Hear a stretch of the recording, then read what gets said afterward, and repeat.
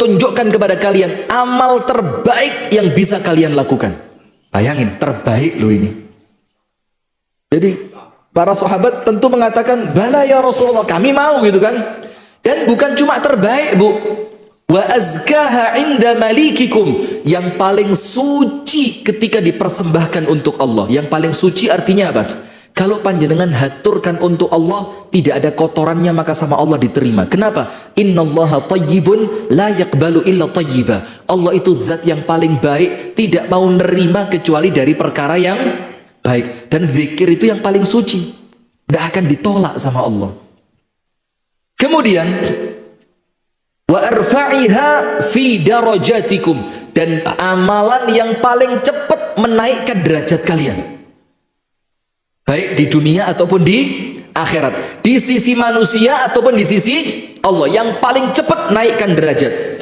Wa khairun lakum min infaqidz dzahabi wal wariq, dan lebih mahal dibandingkan kalian bersedekah emas ataupun perak. Jadi coba angkat tangan yang pernah sedekah emas, angkat tangan. Mas Haryanto, Mas. Lebih mahal dibandingkan kalian bersedekah emas ataupun perak. Dan hebatnya lagi apa? Wa khairun lakum min an talqaw aduwakum fatadribu a'naqahum wa yadribu a'naqakum. Dan lebih baik dibandingkan kalian berangkat perang sampai kemudian kalian pukul lehernya musuh atau leher kalian yang dipenggal oleh musuh. Jadi amal ini nomor satu, amal terbaik. Nomor dua, amal yang paling suci di sisi Allah. Nomor tiga, amal yang paling cepat meninggikan derajat. Nomor empat, lebih afdal, lebih mahal, lebih baik dibandingkan sedekah emas ataupun perak. Ini buat yang medit-medit cocok ini. Ya, buat yang pelit-pelit cocok ini. Yang kelima, amal ini lebih baik dibandingkan berangkat perang kalian bunuh musuh atau kalian yang dibunuh oleh musuh. Apa amal itu? Rasulullah bersabda, zikrullahi ta'ala. Amalannya apa? Zikir kepada Allah subhanahu wa ta'ala. Panjenengan cukup mengucapkan subhanallah, hamdala quwata illa billah. Kalau saya tak tambahi dua, yang lima itu kan namanya al-baqiyatus sholihat. Subhanallah walhamdulillah wala ilaha illallah allahu akbar wala haula wala quwata illa billah. Kalau saya tak tambahi dua, cek jangkep itu, ditambahi apa? Astaghfirullah Allahumma salli ala Muhammad. Selesai. Dunia akhirat dapat. Subhanallah walhamdulillah wala ilaha illallah wallahu akbar wala haula wala quwata illa billah. Astaghfirullah Allahumma salli ala Muhammad. Lengkap. Solawatnya ada, istighfarnya ada, memuji Allahnya juga ada, memuliakan Allah ada, mengagungkan Allah juga ada, mengaku lemah di hadapan Allah juga ada. La haula wala quwata illa billah. Biar ndak sombong. Biar apa? Ndak sombong. Kita ini menakutkan hadirin. Pinter titik sombong, soleh titik sombong, sugih titik sombong, duwe jabatan baru ketua RT sombong, apalagi naik jadi desa tambah sombong. Maka sering-sering ucapkan la haula wala quwata illa billah. Nah sekarang berikutnya, panjenengan tahu Nabi Yunus yang ditelan oleh ikan paus kan? Nabi Yunus ini ceritanya dakwah, tapi sama orang kampungnya dakwahnya ditolak. Ya Nabi Yunus ngerti itu perintah Allah, tapi jenenge manusia pak, terkadang terbawa sifat manusiawi. Wong dijak masuk surga kok panjenengan ndak mau. Akhirnya sama Nabi Yunus ditinggal, umatnya ditinggal. Nabi Muhammad lihat nggak pernah ninggal umatnya sallallahu alaihi wasallam sampai mau meninggal itu loh. Ketika merasakan beratnya sakaratul maut, Nabi Muhammad bilang apa? Ya Allah, kalau sakitnya seperti ini, jadikan semua umatku sakitnya aku yang nanggung. Ya Allah.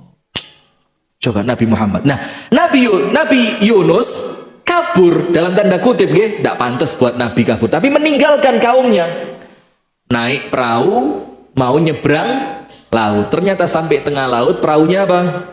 Dihempas oleh badai, oleng. Oh, kok truk ya oleng. Ya, dihempas badai. Sampai salah satu di antara penghuni perahu itu ngomong apa? Ini mesti ada orang yang tidak disenangi di sini.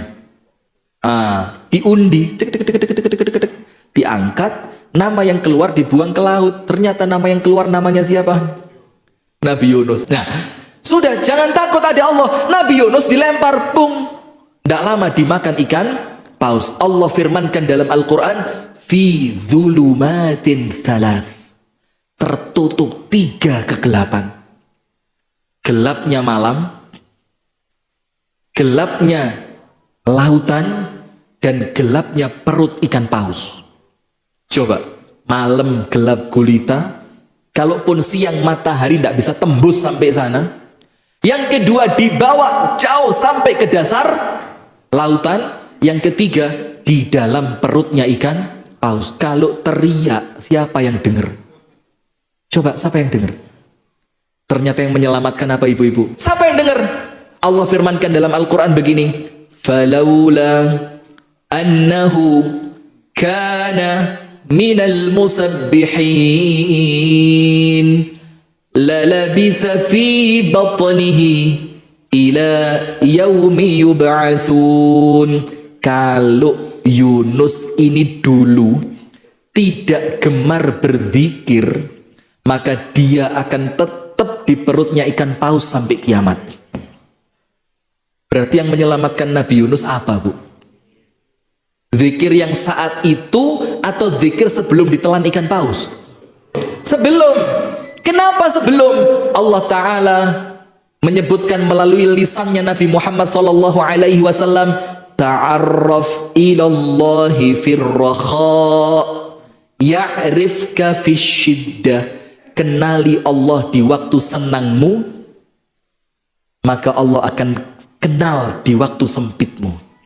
Jadi kalau waktu seneng gak pernah sholat, waktu muda gak pernah zakat, gak pernah sodako, gak pernah berjuang untuk agama Islam, waktu bahagia lupa sama Allah, ketika sedih, ketika susah, ketika repot, Allah lupakan dia. Dan ini balasan yang setimpal. Al-jaza'u min jinsil amal. Balasan sesuai dengan amalan. Dulu dia lupa sama Allah, maka sama Allah sekarang diapain? Dilupakan. Nabi Yunus waktu seneng, waktu sehat, waktu nyaman, waktu lapang, gemar berzikir. Falaula annahu kana minal musabbihin. Coba dulunya ndak gemar zikir. Berarti Nabi Yunus dulunya gemar zikir sampai hari kiamat. Apa ceritanya, Pak? Malaikat di langit gempar, bang, bang, bang, bang, bang. Kenapa gempar? Nabi Yunus di dalam perut ikan paus. Saya kalau cerita ini rotok-rotok merinding-merinding apa? Dalam perutnya ikan paus itu Nabi Yunus mengucapkan zikir. Zikirnya panjenengan tahu semua. La ilaha illa anta subhanak. Subhanaka inni kuntu minadh dhalimin. Itu tok zikirnya. La ilaha illa anta, tidak ada yang berhak diibadahi kecuali engkau ya Allah. Subhanak, engkau maha suci ya Allah.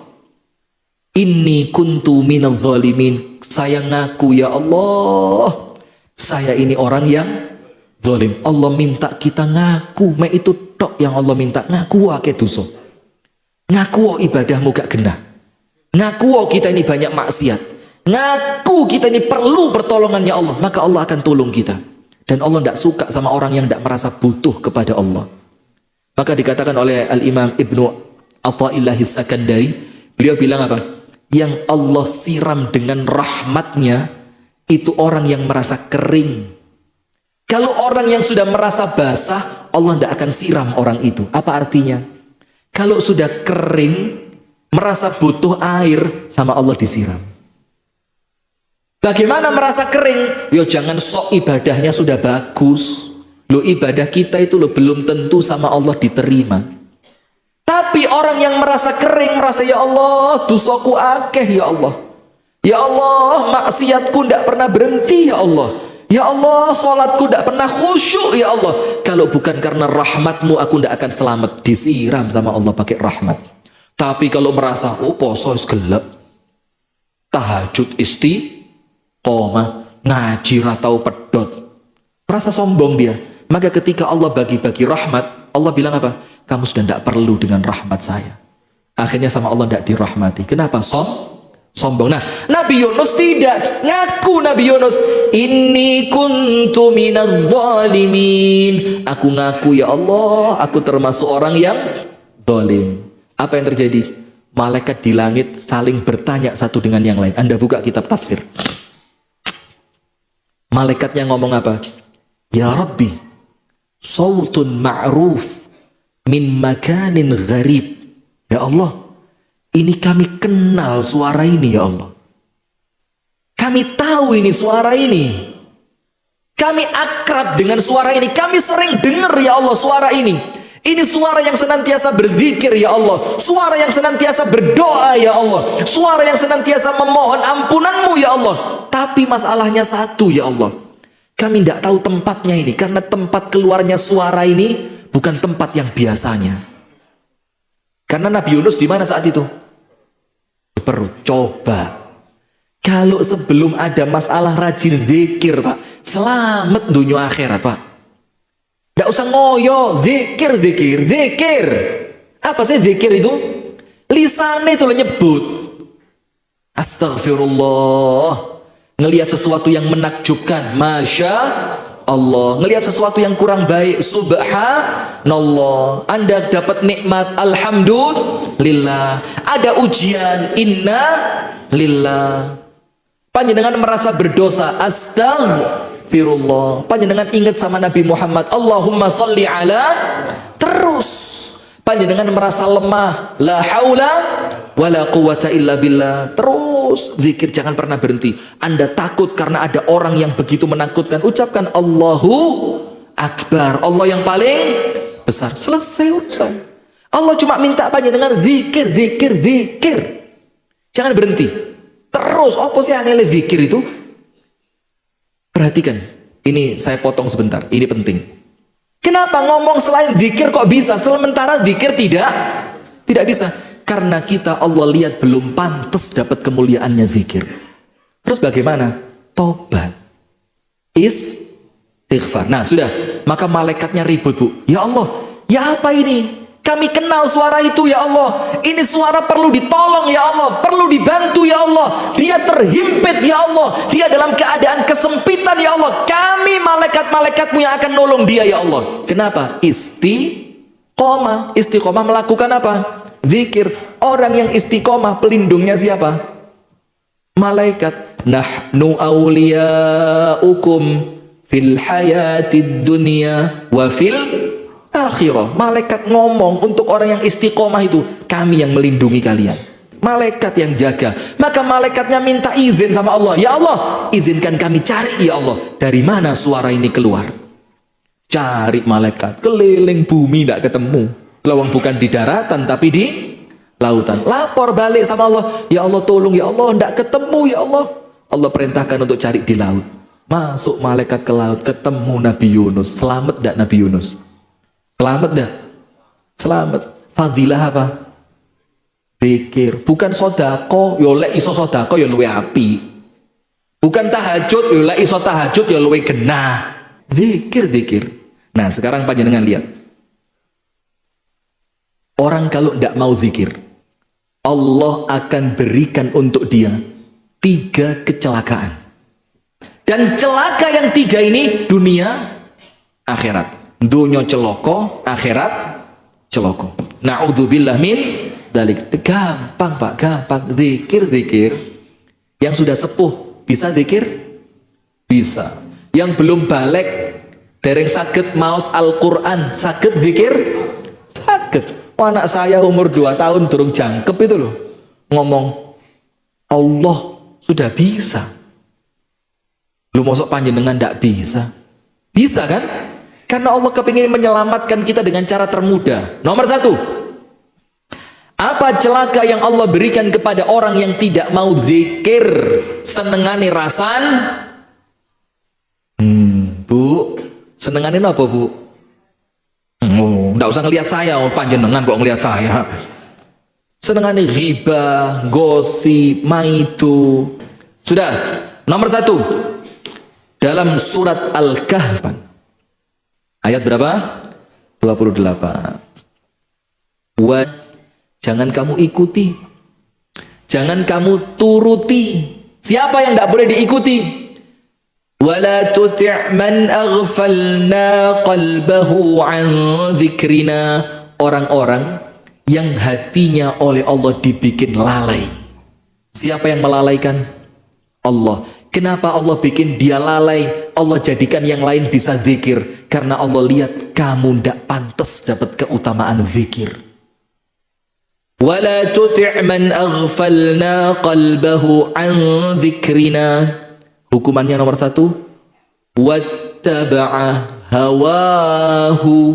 Akhirnya orang itu terombang-ambing oleh hawa nafsu. Nafsunya ngomong nyolong. Nafsunya ngomong main.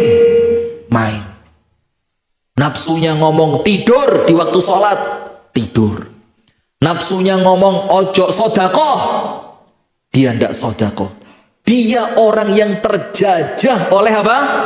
Hawa nafsu. Kenapa? Karena hatinya tidak pernah dipakai untuk mengingat Allah, maka hati itu dikuasai setan. Kalau dikuasai setan, isinya hawa nafsu. Maka lihat Pak, orang yang senengani maksiat tidak mungkin kumpul di majelis dzikir, tidak mungkin. Seperti ikan laut ditaruh air, tidak cocok. Ketemu wong ini bingung, sopo iki? Kopian kabeh. Bingung dia, kenapa? Bukan alamnya dia alam maksiat. Tidak cocok, maka sama Allah Pak. Kalau tidak mau zikir, aghfalna qalbahu an dzikrina wattaba'a hawahu. Dia dijajah oleh hawa nafsu. Tidak punya kendali dia. Jadi seperti apa? Seperti binatang yang tidak punya tali kekang. Binatang liar. Melayu rono, melayu rini. Tidak bisa diambil manfaatnya. Itu hukuman kalau orang tidak mau zikir. Akhirnya dia tidak punya rem. Tidak punya apa? Rem. Semakin lama hidupnya kal an'am. Seperti apa? Binatang ternak. Dan bukan cuma seperti binatang ternak, balhum adall, lebih hina dari binatang.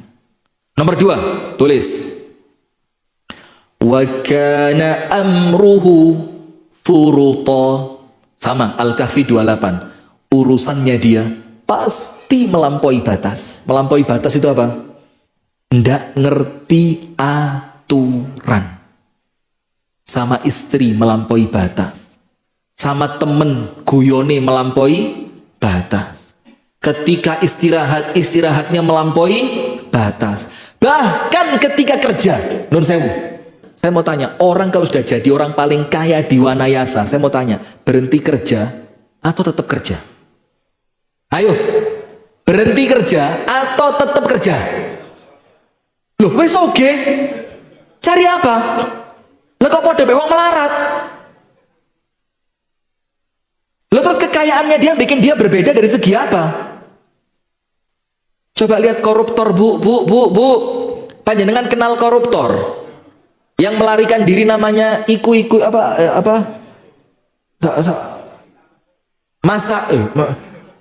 Astagfirullah.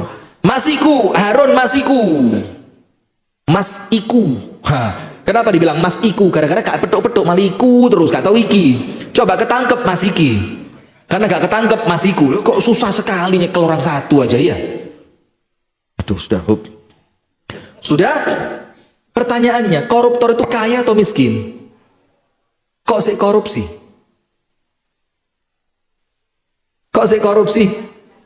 Melampaui batas. Allah hukum dia. Wes sugih gak iso leren-leren. Panjenengan ya sugih gak sepiro. Tapi ya Masya Allah loh, maghrib isya duduk di majelis taklim yo ngakak-ngakak. Yo padahal ceramah loh, saya iso guyu. Itu koruptor kaya. Kenapa kok dia tidak merasa puas? Kok masih perlu nyuri sampai dia ketangkep? Dihukum sama Allah melampaui batas. Awalnya karena apa? Lupa kepada Allah. Hukuman yang kedua. Nomor satu apa? Menuruti hawa nafsu. Jadi dia tidak punya kendali atas dirinya. Nomor dua, dia Allah jadikan melampaui batas. Wis sugih gak krasa sugih, wis duwe bojo sik kurang. Kerjone sampai jam 8 bengi sik ditambahi lembur. Melampaui batas. Kenapa? Dihukum sama Allah. Dia melupakan Allah. Nomor tiga, hukumannya apa? Anda tulis surat Al-Hasyr ayat 19. Surat Al-Hasyr ayat berapa? 19. Wala takunu kalladzina nasullaha fa'ansahum anfusahum ulaika humul fasiqun. Janganlah kamu menyerupai seperti orang-orang yang lupa kepada Allah. Kalau lupa kepada Allah berarti tidak zikir. Apa Allah hukum? Percis sama hukumannya. Allah menjadikan mereka lupa pada diri mereka sendiri. Apa artinya? Tidak ngerti mana yang baik, mana yang buruk. Tidak bisa memisahkan teman yang manfaat dan teman yang mendatangkan kemudorotan. Tidak ngerti mana harta halal, tidak ngerti mana harta haram. Tidak ngerti mana kebaikan akhirat, tidak ngerti mana yang menyusahkan akhiratnya.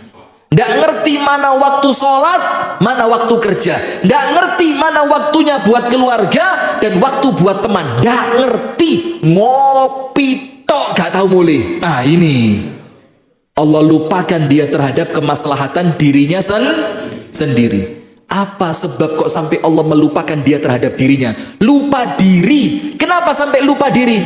Karena awalnya dia lupa kepada Allah Subhanahu wa ta'ala. Nah sekarang panjenengan tulis Al-Kahfi ayat 46.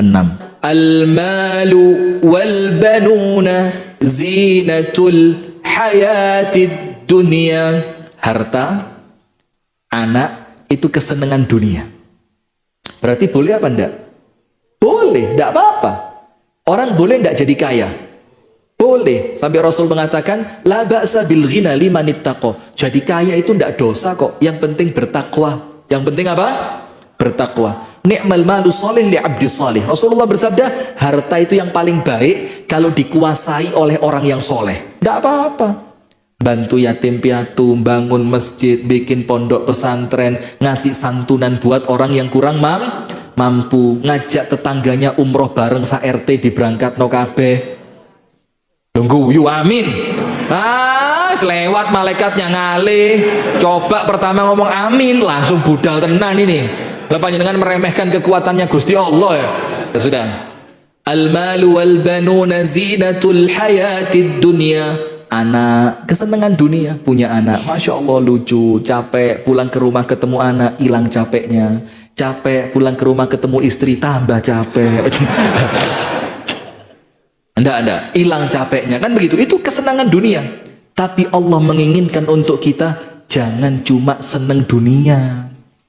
Kalau bisa, dunia seneng, akhirat seneng. Maka sama Allah digabung ayatnya. Seneng dunia punya anak boleh, seneng dunia punya harta banyak bagus, tapi lanjutkan senengnya tembus sampai akhirat. Mudah-mudahan kita semuanya amin ya rabbal alamin. Maka Allah bilang berfirman apa? Wal baqiyatus salihatu khairun inda rabbika thawaban wa khairun amala. Sementara al-baqiyatus shalihat. Apa al-baqiyatus shalihat itu? Sesuatu yang kebaikannya kekal, tidak mungkin hilang. Dunia dapat, akhirat juga dapat. Kalau anak, harta kadang-kadang di dunia tok, belum tentu tembus sampai akhirat. Tapi sama Allah disuruh ngejar apa? Al-baqiyatus shalihat. Apa itu al-baqiyatus shalihat? Sesuatu yang kebaikannya itu kekal, tidak mungkin hilang. Apa itu? Wal baqiyatus shalihatu khairun 'inda rabbik. Itu lebih baik kalau ada di sisi Allah. Dan lebih baik apa? Thawaban wa khairun amala. lebih baik besar pahalanya dan lebih besar harapan selamatnya di hadapan Allah. Sekarang terakhir, apa al-baqiyatus sholihat itu? Uthman ibnu Affan radhiyallahu anhu meriwayatkan hadis dari Nabi Muhammad dengan sanad yang sahih sallallahu alaihi wasallam, al-baqiyatus sholihat itu 5 bacaan zikir. Berapa? 5. Maka kalau ngomong al-baqiyatus sholihat, yang lebih baik dibanding kekayaan, yang lebih baik dibanding anak, yang kebaikannya tidak pernah hilang, kekal dunia sampai akhirat, apa itu al-baqiyatus sholihat? Subhanallah walhamdulillah wala ilaha illallah Allahu akbar wala hawla wala quwwata illa billah. Ini loh 5 yang namanya al-baqiyatus sholihat. Jadi kalau panjenengan pas nganggur, nyemprot tanaman, nyemprot kentang, nyemprot kubis, itu sambil subhanallah walhamdulillah wala ilaha illallah Allahu akbar wala haula wala quwwata illa billah. Kalau saya pribadi, saya tambah berapa tadi? 2. Tambah istighfar, tambah sholawat. Selesai. Astaghfirullah Allahumma